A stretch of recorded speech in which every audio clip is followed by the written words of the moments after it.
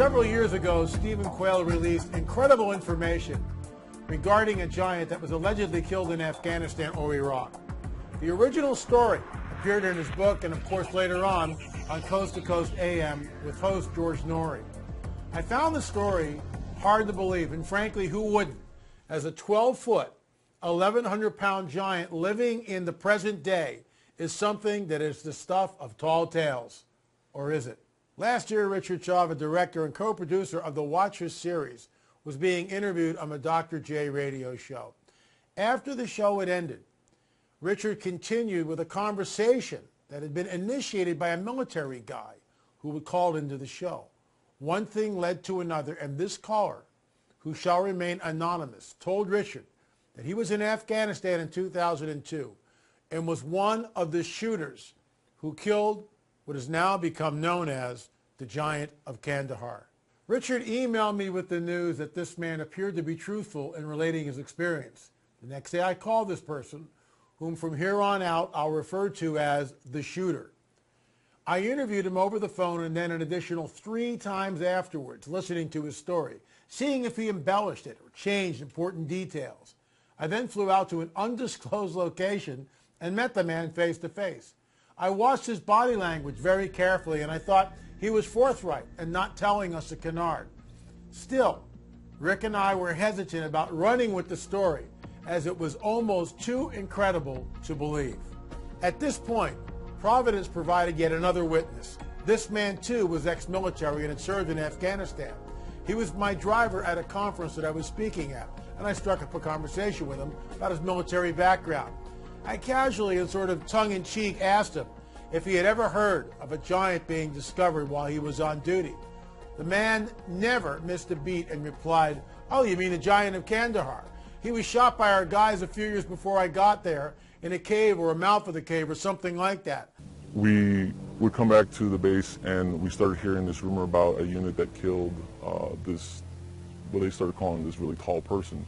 At first I didn't think anything of it, and then come to find out that the person that they killed actually was 3 times the size of a man, had extra digits on their hand and digits on their feet, and had red hair, and a special unit had come in and wanted this target.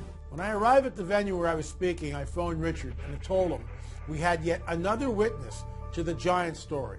The initial story that was told to us was related verbatim by this man as fact. We then interviewed both of these men for our film, Watchers 10 DNA. There was also a dynamic of the story that I want to point out to you, and it's this. A while back, I interviewed Chief Joseph Riverwind right here on PPS Report. The chief and I spoke about what I have come to call the Nephilim Lance. This artifact was discovered in the backwoods of Michigan by an outdoorsman named Bob Shelley. Bob gave the original lance to the chief, and I'm holding a reproduction of it, a 1-to-1 reproduction of it, here as I speak. This weighs about 8.5 pounds. It's very heavy, and when you take this and lash it to a pole, it would be very difficult for a 6-foot man to wield. And yet, this is exactly what the shooter saw the giant wielding in Afghanistan. The reason I bring this up is because when I showed this lance to the shooter, he commented that this artifact was similar to what the Giant of Kandahar was wielding. There is another dynamic I want to discuss before we run the clip from Watchers 10 DNA, which, by the way, has become viral. The fact that this giant had 6 fingers and 6 toes, as well as flaming red hair. There was also a stench that was as powerful as a skunk, but according to the shooter, smelled more like a pile of rotting corpses. Here's the clip, and you can decide for yourself if giants are alive and well and living in the present day. You were in Afghanistan in 2002, and you were called into a very remote section of Afghanistan because a patrol had basically gone missing. Exactly. Okay. Exactly. Well, just around nothing. For miles. Right. So very remote. Yeah, very remote. So we flew in. About 4 kilometers. We're hiking through the same area where they were supposed to make one of their checkpoints, one of their rally points. And before we left, there was all kinds of what happened with the ambush. But that was even odd because at point of ambush, you would call for maybe close air support, something. Okay. There was no calls made. Just off the break. So we're coming down a mountainside, and it was a nice path, a goat path. As we bent around this corner, you could see this opening of the cave. There's a cave as we're coming around. And then I see there's a lot of rocks, which is another oddity, and then bone matter. When I'm not close enough to identify what kind of bones, but I did see something I knew was a piece of our communications equipment. So instantly we're thinking ambush, maybe animal, you know, it could be anything. And there was enough room in front of this cave, but it had a sheer drop off. But there was enough room that we actually got into a decent dispersal in case of ambush. You see something coming out of the cave, and it's moving with a speed and agility that catches you off guard. Everybody. Everybody. And he comes out. It was a man at least 12 to 15 feet in height. This is a monster. Red beard, then his hair was long past the shoulder, a scarlet red, and Dan runs at him and starts shooting, which broke all of us into the reality. Because it was so real. Now your training is kicking in. Oh yeah, okay. Muscle memory, complete muscle memory. While Dan is moving at him, another bro of mine's laying down fire, and I start firing. He skewers Dan. He's now got him on this pipe. It went through him. And he's still got him, and he's coming after more. We all just clicked in. I don't know what it was, but I remember we're all like, shoot him in the face, shoot him in the face.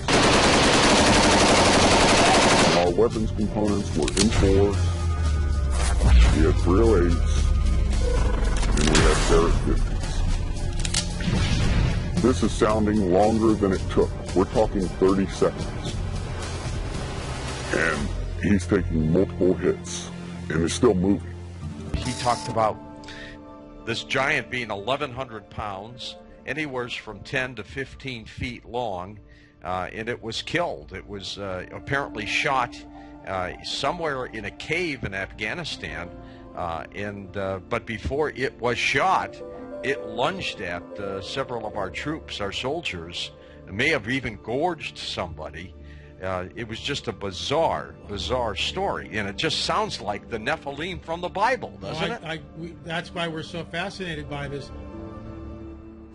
First off, can you imagine actually seeing something like this? A giant this big who's 12 feet to 15 feet tall. Take a good look at your ceiling. It's probably about 8 feet from the floor. Add another 4 feet on top of that to get 12 feet. Add 7 feet and you get a 15-footer. And as you go up, you've got to go out. That's how big this thing was. I can only imagine how the shooter and his battle buddies must have felt, and the fear that flashed through their minds, paralyzing them until their training kicked in and they brought the giant down. But not before the giant had impaled Dan on that very large pipe. And you have to assume that the giant is not alone, that the giant is not the only being living on this planet. There's got to be a whole school of them somewhere. You know, maybe he's got a female mate. Maybe he's got children. Who knows? Unfortunate that he had to attack our soldiers rather than be somewhat peaceful. But I guess that comes with the territory. Dan was dead. Okay. And Wyatt's a good man. He's probably one of the best men I know, now dead. Before I'd left, they were already starting what they call a 9-line, which is a medevac request. They're sending out a medevac request, then all of a sudden it's not a medevac request. All of a sudden we had a helicopter show up because, like I told you, it was a large precipice and a sheer drop. So the helicopter just came up from the drop. They had dropped netting, which is like cargo netting. It's like squares. We were told we had to bundle him up. And we get another bigger helicopter, but it's almost like a Jolly Green Giant used to look back in the day that could get, you know, through this area. Because the mountains, you got to remember, Chinooks could only go in certain places because they had enough lift. Mm-hmm. And so we got him on there. The thing was too big. We couldn't move it. It smelled worse than a skunk. A corpse that's been around for a while. Really fell. Oh, it was like a combination because of the, how do you put that, the persistence of a skunk smell. But once the helicopter came in, dropped its little hook, and off he goes. The communication was sent out that we had a very large possible human creature. There you are in the hills of Afghanistan. How many troop members are you with? We had 6 on my crew. And when we say hills of Afghanistan, for us, we did not fly into the wilderness. We actually flew into a base. I guess this thing was transloaded out of the mountains by a CH-47. What I could see that it did have the 6 fingers. I remember taking my foot up and placing it up next to its foot, and it was extremely large. We estimated at about 12 feet, give or take. What I can tell you is the weight of the thing. Basically, it was approximately 1,500 pounds when it was getting on the aircraft. Now, if you take away the pallet weight and all the rigging that we had to hold this thing down, we figured it was around 1,100 pounds. Of course we're upset. That's a given, okay? We lost a very good guy. But add to that, you're discussing something that even in our after-action report, they're saying rewrite it. And we had to rewrite it the way they wanted it. How many fingers? 6, oh, 6, and 6 fingers toes. and 6 toes. And the nails were weird because if you see somebody that ever has, I don't know what it's called, but it's Like a fungus on the nails, how they get pointy and they're like gnarly, that's what they look like. As we showed you in the clip, the radio operator checked in and gave the report, and the unit was told to stand by as Central Command was about to dispatch 2 helicopters to them. They were told that the Giant would be loaded on one of the choppers, and then they would follow in the other chopper for debriefing. The shooter told us that when the chopper landed, they loaded the Giant into a very large cargo net. The first chopper towing a Giant left, and then they boarded the second helicopter and followed. When they returned to their base in the Kandahar province in Afghanistan, they were debriefed and told to keep all of this under wraps. They were forced to sign a non-disclosure agreement, which essentially would prohibit them from talking about this to anyone. It is with great reluctance on the shooter's part that he has come forward. He believes that people have the right to know what is going on this planet, that the supernatural is real, and that the startling and unsettling fact that a remnant of a legendary nephilim are still on the earth may be true. While the shooter's story is certainly fantastic, it does corroborate Stephen Quayle's account that he published years before. And people have a right to know about this stuff. I mean, if there are 15-footers or 18-footers roaming the planet, and our military has brought them down, I mean, we have a right as American citizens. I mean, this isn't classified military stuff. This is something that we need to know, and it points back to the biblical prophetic narrative. What are your thoughts on that? I think, here's my personal opinion. My personal opinion is if it points that the Bible is accurate, they don't want it. If it goes against Darwinian evolution, it's not to be spoken of. So you're out in the boonies running around looking for high-value targets? Correct. Okay. And we're doing those operations, and as we're getting into firefights, we're getting into different scrimmages, you want to put it that way, we would come back to the base and we started hearing this rumor about a unit that killed this, what they started calling this really tall person. At first I didn't think anything of it, and then come to find out that the person that they killed actually was 3 times the size of a man, had extra digits on their hand and digits on their feet, and had red hair, and a special unit had come in and wanted this target. Well, we'd heard that they had killed this thing inside a cave, or the mouth of a cave, and it was common knowledge among the military to hear this. Now, when you say common knowledge, what do you mean? I mean, how does that work? Years later, to come to find out, when I had returned from Afghanistan and had met other military members that had not been there in the operations with me, if you would bring up the Giant of Kandahar, they knew about it. When you first hear it, you're thinking like, this has got to be a joke. This has got to be a hoax. But then after things go down a certain way and you keep hearing it, you start to realize it's not a joke. They kept telling us to keep our weapons high, which means normally it's 2 to the chest, 1 to the head, but they kept telling us to put it towards a man's head and put it higher. So we would question, why do they want us to shoot higher than a man's head? That's bizarre. It is. Our contact said 2002 is when they shot this 15-footer or taller, and you're now in this, in the service around 2005. This word has gotten out, and what I find interesting here too is that if you're going to create a hoax, I get that, but you got details: 6 fingers, red hair, double rows of teeth, 6 digits on the toes, and of course that brings it right back into what we hear about in the biblical prophetic narrative, specifically the Nephilim. Your thoughts? I agree. I would tell you that when I was doing my time in the service, and the stuff I saw, some of it I couldn't explain, like lights in the sky during firefights, like orbs, or lights that be the size of a softball that look that size looking up in the sky but making weird noises. And even going to Iraq myself and being near Haditha Dam and seeing the prisoners underneath the dam, and the prisoners would scream and there'd be this awful feeling underneath the dam, and then later finding out in the Bible that angels locked underneath there, where it talks about. And this Haditha Dam is the Euphrates. Is Euphrates, and there's correct. an angel supposedly locked underneath the Euphrates, Correct. which is released in the book of Revelation. Correct.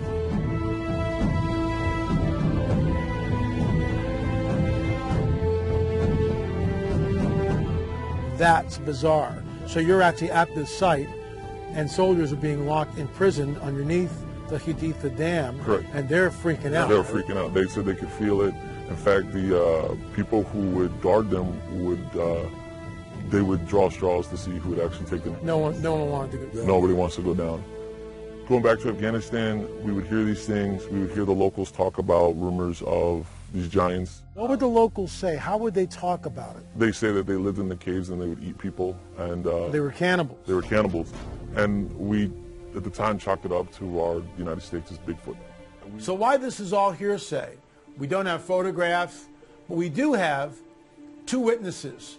There's no corroboration between the 2, and Steve Quayle's witness makes 3 people, all who have come on the record, stating that the giant of Kandahar was in fact real. The second witness had no hint of the interview that we did with the shooter, and so he had no dog in the hunt, as it were, in regard to vetting the story.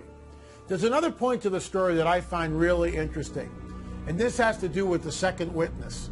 While this man was in training, they were taught how to fight in a cave. Part of their training was cave fighting. They were informed that the Afghan soldiers holed up in caves, and that once they were deployed, they might find themselves fighting in caves. You may remember the events of 9/11. We were given graphic illustrations of Osama bin Laden's cave complex. It was on the cover of Time magazine. What was interesting about this part of the story was this particular soldier who came on the record informed us that during the training, the men were told to aim high.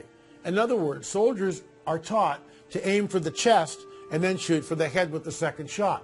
In other words, soldiers are taught to aim for the chest with the first 2 shots and then a kill shot to the head, which would be standard military procedure in a firefight. There was something else. Why would the training change the basic military precept by instructing the men to aim high? We found that incredibly interesting. The second soldier told us that he didn't understand this at the time, but later, once deployed to the Kandahar province in Afghanistan and hearing about the giant, he put 2 and 2 together and figured out that the training was because the military may have believed there was more than one of these guys running around. When we read in the biblical prophetic narrative specifically about David and Goliath, we read about, how tall was Goliath? 9 feet, 10 feet? When we read about Og, king of Bashan, how tall was Og? 12 feet, 13 feet? And we know his bedstand was made of iron. This guy was huge. The last of the Rephaim. And who were the Rephaim? The Rephaim were a Nephilim tribe. They were there, folks, 3,500 years ago when Joshua and Caleb pressed into the promised land. And we believe, and our hypothesis has always been, that when Joshua and Caleb went into the promised land and began to clear out the Nephilim tribes that were there, there was a diaspora. And that meant that these Nephilim tribes fled the area. They fled the area. Some went northward into Europe. Others perhaps built boats and went out the Mediterranean, or perhaps the Red Sea, and populated a new world. What is interesting, what is absolutely fascinating, and we bring this in Watchers 10 and also the new book, Nephilim Hybrids, is the fact that the DNA evidence is pointing to a European ancestry. The DNA evidence so far is pointing to a European ancestry and also in the Middle East. And that bolsters our hypotheses that these elongated skulls, like I found out on Catalina Island and also that we found in Peru, may have actually originated in the Middle East and in Europe. And folks, that goes against the Darwinian paradigm. I want to start right off by saying this, that Proverbs chapter 18, verse 13 says this: "He that answers a matter before he hears it, it is a folly and shame unto him." You know, there's a lot of people that call themselves Christians, and when faced with the supernatural, they kind of back away from it. What I mean by this is that we're the people that believe in a virgin birth, floating accents, talking donkeys, 2 gold coins that appear in the mouths of a fish, staffs that turn into snakes, men that walk on water, water that's changed into wine. These are all supernatural events. And yet, for many of us, when we're faced with the supernatural, we kind of back away. And so this is basically the presentation this evening, or whenever you're watching this. And by the way, folks, you can check us out on Vimeo. All these PPS reports are both on our website, ppsreport.com, and also on our Vimeo account. And we're really excited about that. Plus, you can actually rent the Watchers 10, the entire program on Vimeo, which is just fantastic. So here's something to think about. And this, again, is taken, most of this material is taken from Watchers 10, which is our latest offering. I was out on Catalina Island several years ago, and what I saw there was astonishing. And let me give you the back story on Catalina Island. Catalina Island is part of the a chain of islands, okay, called the Channel Islands, and they go from Santa Barbara down to San Diego. And these islands are just incredible. They're just beautiful.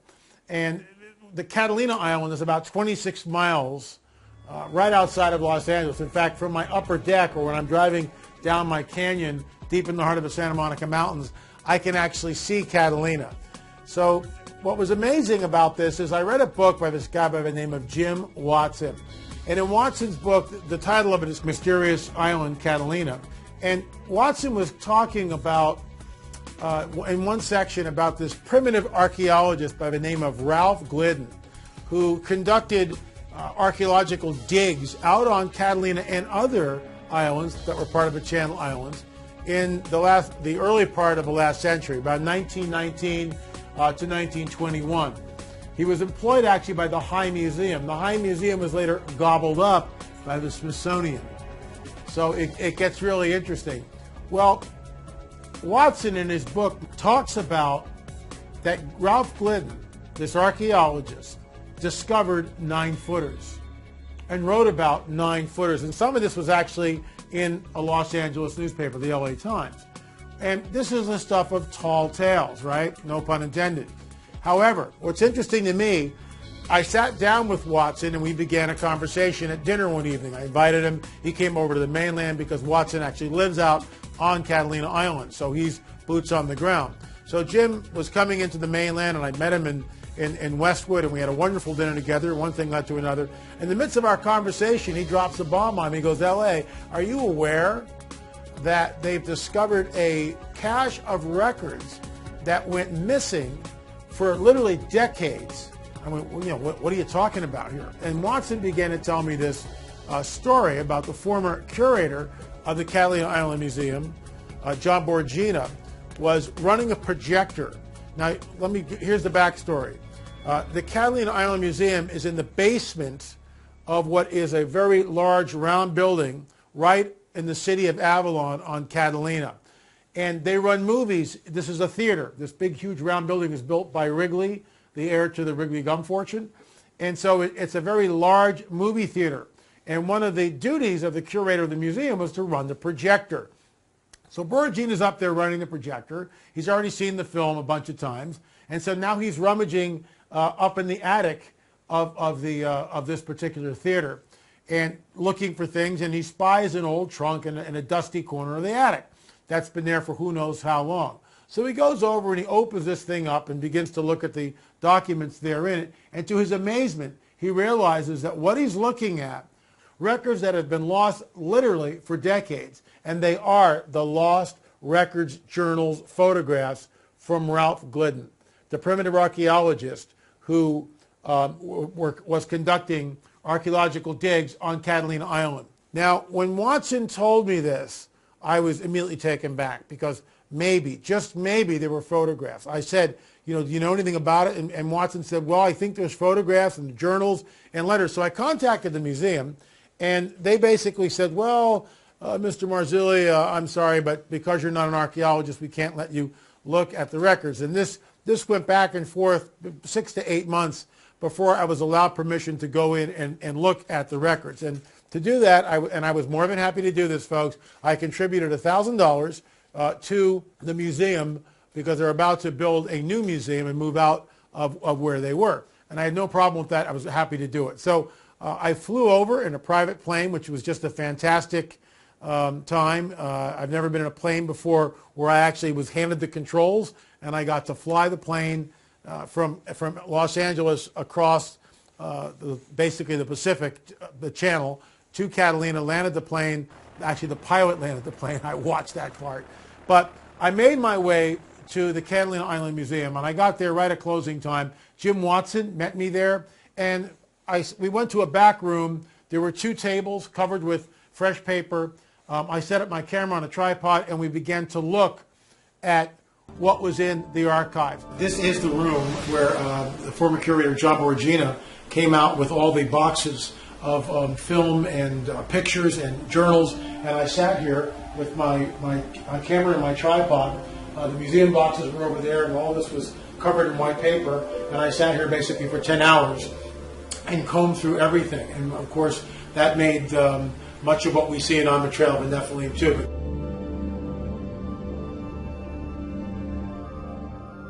And he said, what would you like to look at first? And I said, well, the pictures. And so he goes into a vault. Remember, everything had been cataloged, categorized, put in manila folders, written, like pictures, Glidden pictures, San Miguel, Glidden pictures, Catalina, Santa Rosa, whatever, different dates. Everything had been picked over, cataloged, filed, but I was just delighted to be there. And so I picked up my first file, and I had gloves on, white gloves, and I opened it. Folks, I got to tell you, I was there no more than an hour, and I began to see pictures, which in my opinion were and still are anomalous. And what I mean by that, and we'll show you some of these, we found elongated skulls. We found skeletons with 6 fingers, which just shouldn't be there. 6-finger skeletons. That goes back to the Native American oral tradition, which talks about these large giants living in the Americas, red hair, 6 fingers, that were cannibalistic. And the tribes talk about this. Chief Joseph Riverwind, who's been on PPS Report several times, discusses all this and even relates it in his wonderful book, That's What the Old Ones Say. So here I am looking at these pictures with elongated skulls, and I was immediately taken aback by this. Pay dirt came literally when I discovered a photograph of Ralph Glidden standing in a recently excavated grave. In front of him is a very large skeleton in situ. What that means is it's not a bone pile. It's not a disarticulated bone pile. That skeleton has been uncovered exactly the way it was placed into the grave. So what's amazing about this, I'm looking at it, and I call John Borgina over and I say, John, what do you see that I'm seeing in this photograph? And he looked at it and he went, oh my gosh. He saw it, the same thing I saw, that this was not a normal size skeleton. This appeared to be someone very, very large. I got on my tripod, on my camera, and began to take multiple photographs of the photograph. I showed this photograph immediately to Gary Stearman, the host of Prophecy Watchers, and Gary said, you know, LA, there are people who can take a photograph like this, and based on the height of Ralph Glidden, who we know is 5'8", and Borgina nailed that down. Ralph Glidden was 5 foot 8 inches. And based on Glidden's height, we're able to ascertain the height of this giant skeleton that we see in front of Ralph Glidden. All this was fantastic. And so I went on my blog, lamarzulli.wordpress.com, and I put an ad in.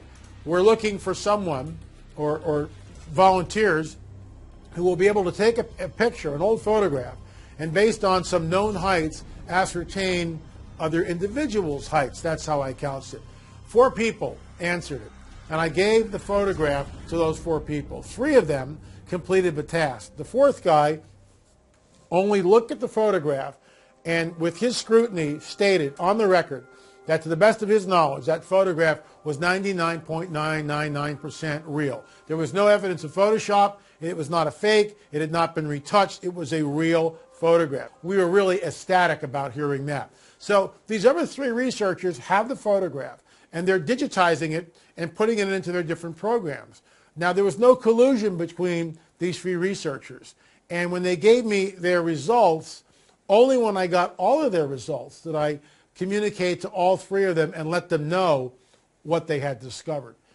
What they had discovered was that skeleton that is in that photograph that Ralph Glidden took circa 1919 and 1921 out on Catalina Island was just under 9 feet.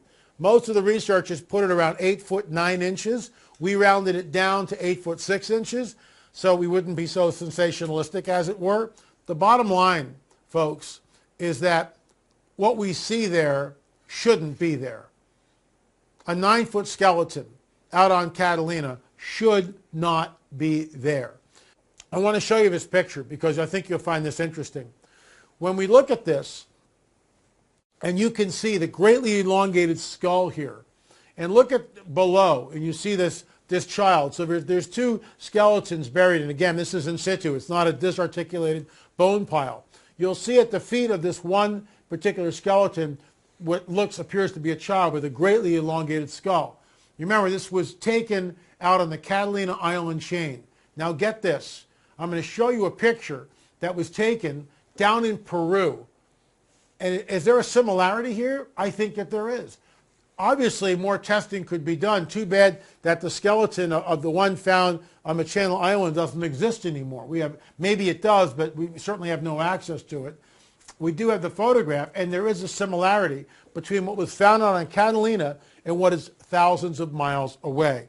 What's interesting, folks, is that when we look at the original picture of Ralph Glidden standing in front of what we believe is a large skeleton just under 9 feet. And again, that's not supposed to be there. All of this is in my book, On the Trail of a Nephilim, Volume 2. So Richard Shaw and I decided to go back to Catalina Island, and we did.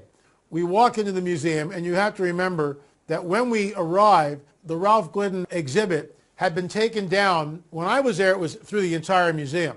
It now is reduced to 1 room. So we're walking down this corridor. We make a right turn into the area, and right in front of us on the wall is a very large picture. And I instantly recognized this picture. It's the picture that I discovered in the archives in Catalina that were hidden away, probably never to see the light of day again. When I discovered the picture, it was just a very small picture, 5 by 7, something small, black and white. This thing was blown up 2 feet wide by 18 inches tall, roughly, and it was on the wall. And what was amazing, and this just blew Richard and I completely out of the water, was that the picture had been redacted. In other words, what the original picture showed us was Ralph Glidden standing in a recently excavated grave. But in front of him, in front of Glidden, is a very large skeleton in situ. However, at the Catalina Museum, what we saw was that picture had been completely redacted and cropped and manipulated, and the giant that was there had been removed from the picture. Folks, I have to tell you, in my opinion, that is a deliberate obfuscation by the Catalina Island Museum. And it begs the question, why would they do this?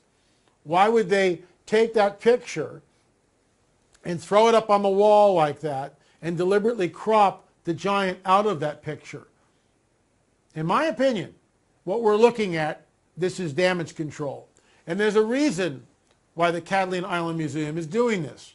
Let me explain. Darwinism is sacrosanct in both academia and the scientific community. Everything, the world runs on Darwinism. I realize I'm saying that sort of tongue-in-cheek, but that is the prevailing paradigm which permeates academia and the scientific community. In Ben Stein's now classic movie, Expelled, No Intelligence Allowed, Stein sits down with Richard Dawkins and basically probes Dawkins, asking, well, how do you think the first self-replicating molecule began? And of course, Dawkins has no answer, and he states, and remember, Dawkins is one of the world's leading evolutionists of both the 20th and the 21st century. And Dawkins states on camera, well, no one really knows, but it could have happened in some manner like this. And he begins this, it sounds almost like, you know, Star Trek or Star Wars. Again, a galaxy far, far away, millions of years ago, a race of extraterrestrials rose to some great civilization by some sort of Darwinian process. Now, you can go online and you can see this for yourself when Dawkins sits down with Stein and discusses this. And by doing this, this Darwinian process, as it were, they evolved into some high life form and then created life in a laboratory and seeded that throughout the universe. That's called, the concept of that is called panspermia. And neo-Darwinists in modernity, in the present day, this is what they're holding on to. It could come about in the following way. It could be that at some earlier time, somewhere in the universe, a civilization evolved by probably some kind of Darwinian means to a very, very high level of technology and designed a form of life that they seeded onto, perhaps this planet. Now, that is a possibility and an intriguing possibility. And I suppose it's possible that you might find evidence for that if you look at the details of biochemistry, molecular biology. You might find a signature of some sort of designer. Wait a second. Richard Dawkins thought intelligent design might be a legitimate pursuit?